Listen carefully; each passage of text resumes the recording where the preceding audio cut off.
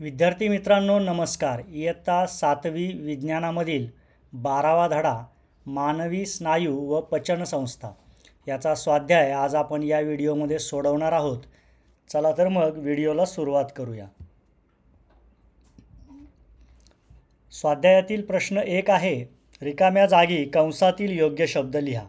आपल्याला प्रत्येक वाक्यामध्ये एक रिकामी जागा दिली आहे आणि कंसामध्ये आपल्याला 2 शब्द दिलेले आहेत। त्यापैकी योग्य शब्द भरून आपल्याला वाक्य पूर्ण करायचं आहे। वाक्य अ आहे, पचनाची क्रिया मुखापासून सुरू होते। या ठिकाणी जठर व मुख असे 2 पर्याय होते।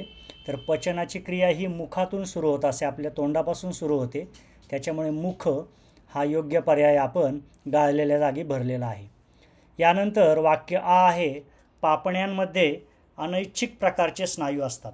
ऐच्छिक व अनैच्छिक असे 2 पर्याय आपल्याला दिलेले आहेत। पापण्यांमध्ये अनैच्छिक प्रकारचे स्नायू असतात, त्यामुळे आपण अनैच्छिक हा पर्याय गाळलेल्या जागी भरून वाक्य पूर्ण लिहिलेलं आहे।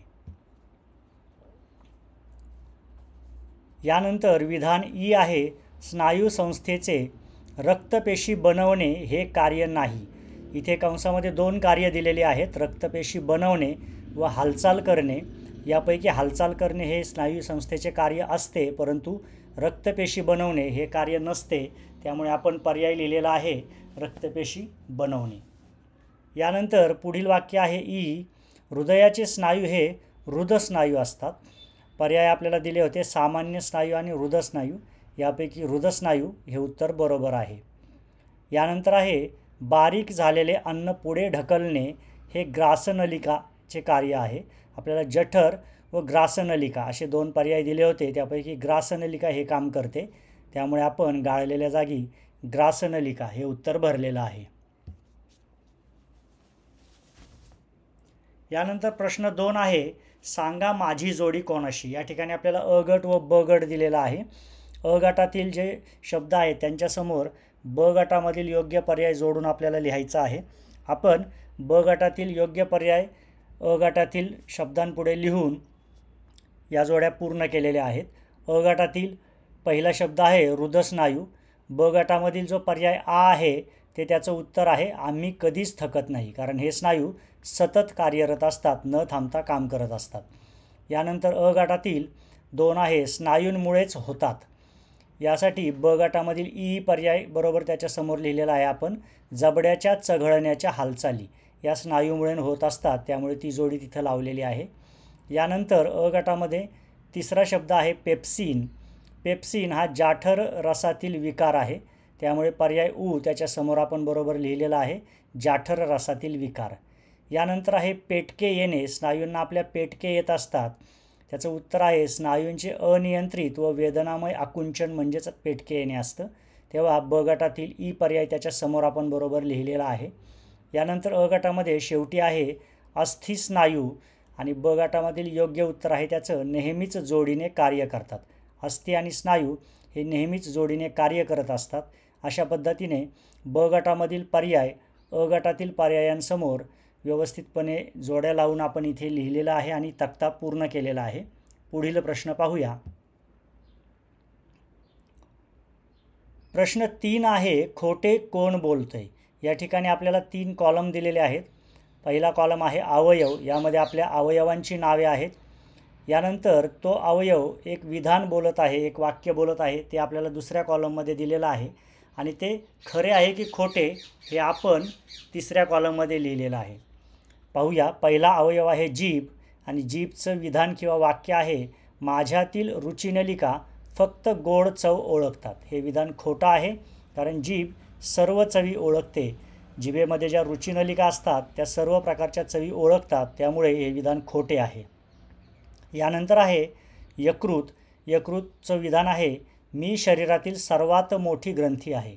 हे विधान अगदी बरोबर आहे, यकृत ही आपल्या शरीरातील सर्वात मोठी ग्रंथी असते, त्यामुळे आपण खरे हा पर्याय लिहिलेला आहे। यानंतर तिसरा अवयव आहे मोठे आतडे। मोठे आतड्याचं विधान आहे, माझी लांबी 7.5 मीटर आहे। हे विधान खोटं आहे, कारण मोठ्या आतड्याची लांबी 1.5 मीटर असते, तेव्हा आपण इथे खोटे असं लिहिलेलं आहे। यानंतर आहे अपेंडिक्स। अपेंडिक्सचं विधान आहे, पचनाची क्रिया माझ्याशिवाय होऊच शकत नाही। हे विधानसुद्धा खोटं आहे. अपेंडिक्सचा पचनामध्ये कोणतीही भूमिका नसते, त्यामुळे हे खोटं विधान आहे. शेवटी आहे फुफ्फुस आणि विधान आहे उत्सर्जनाच्या क्रियेत माझा महत्त्वाचा सहभाग असतो. तर हे विधानसुद्धा खोटं आहे, कारण फुफ्फुसाद्वारे उत्सर्जन थोड्या प्रमाणात होतं, परंतु महत्त्वाचा सहभाग मात्र फुफ्फुसाचा उत्सर्जनामध्ये नसतो, त्यामुळे हे विधान खोटे आहे. अशा पद्धतीने दिलेले अवयव, त्यांचे विधान यांचा संबंध लावून ते विधान खरं आहे की खोटं हे आपण या ठिकाणी लिहिलेलं आहे. पुढील प्रश्न पाहूया. पुढे प्रश्न 4 आहे, कारणे लिहा. इथे आपल्याला दिलेल्या विधानाची कारणे लिहायची आहेत. यातील पहिलं विधान आहे, जठरात आलेले अन्न आम्लधर्मी होते. तर जठरात आलेले अन्न आम्लधर्मी का होते पाहूया. कारण जठरातून आलेल्या आम्लयुक्त अन्नाचे प्रथम अल्कलीयुक्त अन्नात रूपांतर करावे लागते. 2. यकृत शरीरातील सर्वात मोठी ग्रंथी असून ती पित्तरस स्त्रवते. आणि 3. हा पित्तरस पित्ताशयात साठवला जातो. ज्या ज्यावेळी अन्न लहान आतड्यात प्रवेश करते त्यावेळी पित्ताशयातून नलिकेमार्फत पित्त त्यात सोडले जाते. या पित्तामुळे जठरात आलेले अन्न आम्लधर्मी होते. अशा पद्धतीने जठरात आलेले अन्न आम्लधर्मी का होते याचं कारण आपण इथे लिहिलेलं आहे. पुढील प्रश्न पाहूया. पुढे आहे, हृदयाच्या स्नायूंना अनैच्छिक स्नायू असे म्हणतात.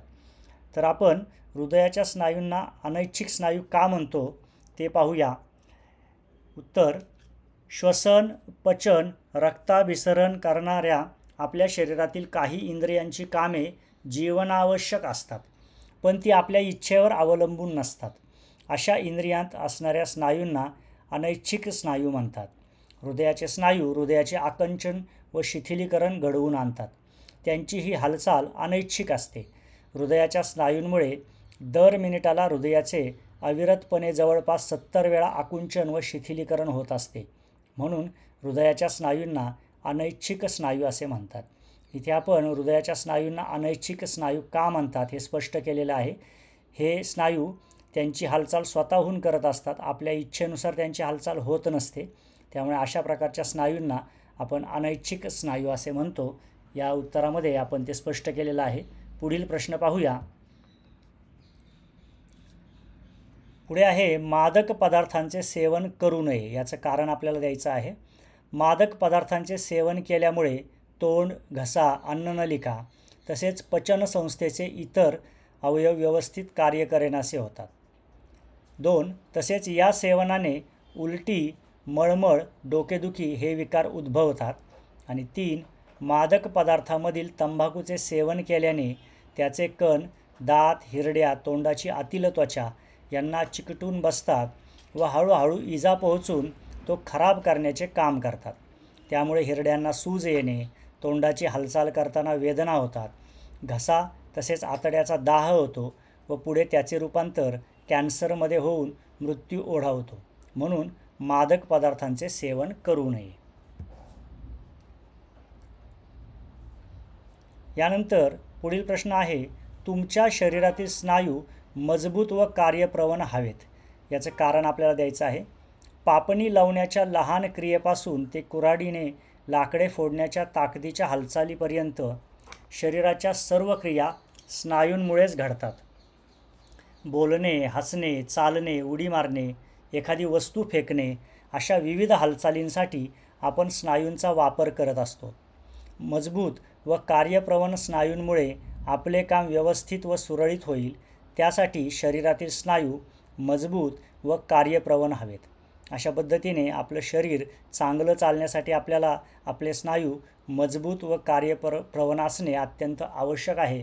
या उत्तरातून आपण स्पष्ट केलेलं आहे. पुढील प्रश्न पाहूया.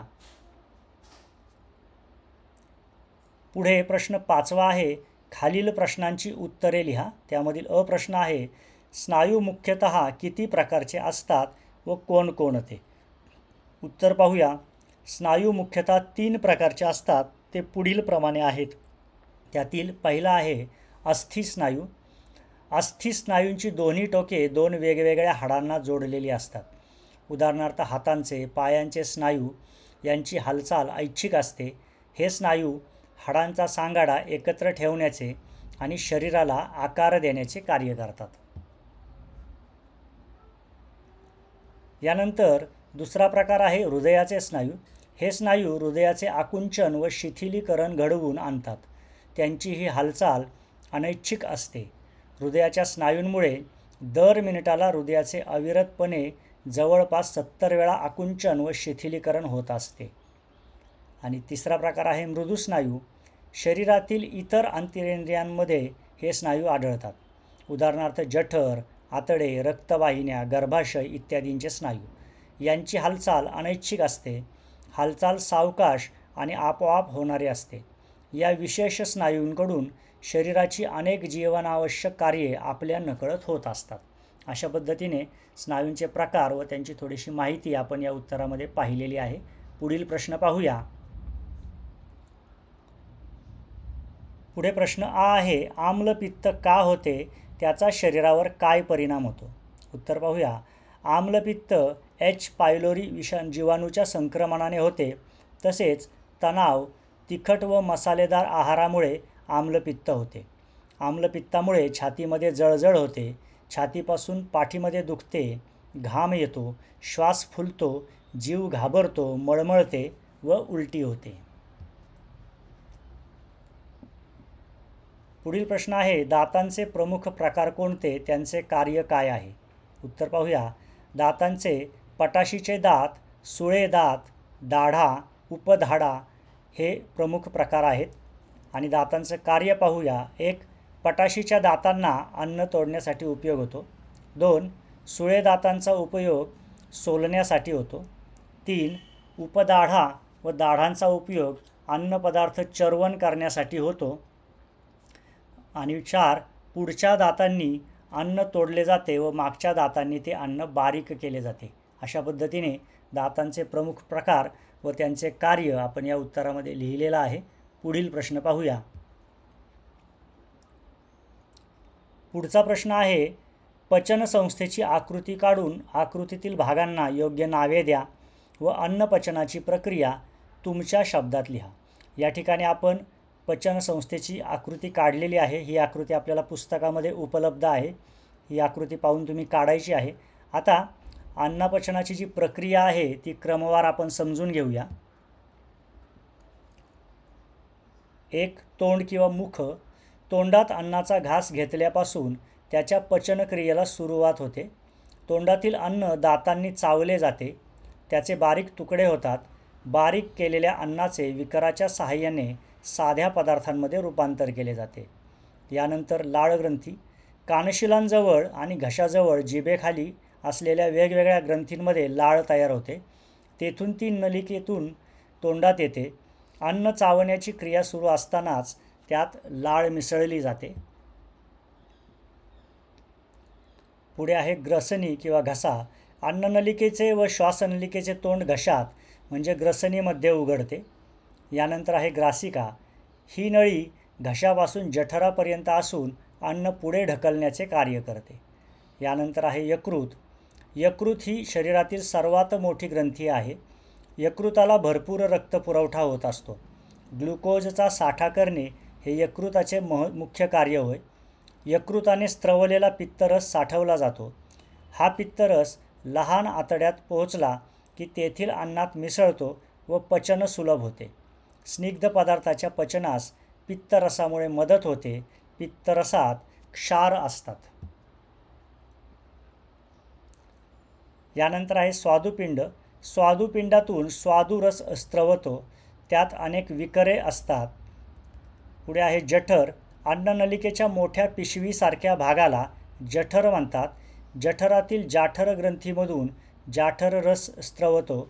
जठरात आलेले हे अन्न घुसळले जाऊन घटक मिसळून अन्न आम्लधर्मी होते. जठरात मुख्यतः प्रथिनांचे विघटन होते. खाल्लेल्या अन्नातील जठरातील पाचकरस मिसळून तयार झालेले पातळ मिश्रण लहान आतड्यात हळूहळू पुढे ढकलले जाते. यानंतर लहान आतड्यामध्ये क्रिया घडते. लहान आतड्यामुळे अन्नाचे पचन व शोषण होते. लहान आतड्यात अन्नामध्ये 3 पाचकरस मिसळतात. अन्नपचनातून मिळालेले पोषक पदार्थ रक्तात शोषण्याचे काम लहान आतड्यात होते. आणि शेवटी आहे मोठे आतडे. मोठे आतडे फक्त पाण्याचे शोषण करते. मोठ्या आतड्याच्या सुरुवातीच्या भागाला अपेंडिक्स हा छोटा भाग जोडलेला असतो. लहान आतड्यात अन्नाचे पचन झाल्यानंतर न पचलेले अन्न आणि पचलेल्या अन्नातील उर्वरित घन भाग मोठ्या आतड्यात येतो. पचनक्रियेनंतर उरलेले पदार्थ गुदद्वारामार्फत शरीराबाहेर टाकले जातात. अशा पद्धतीने पचनाची संपूर्ण प्रक्रिया कोणकोणत्या भागात काय काय घडतं हे आपण इथे लिहिलेलं आहे. या ठिकाणी पाठाचा स्वाध्याय पूर्ण होत आहे. स्वाध्यायातील सर्व प्रश्नांची उत्तरे व्यवस्थितपणे अभ्यासा आणि या स्वाध्यायाचे आपल्या वहीमध्ये सुंदर हस्ताक्षरात लेखन करा. आजचा व्हिडिओ या ठिकाणी पूर्ण होत आहे. धन्यवाद.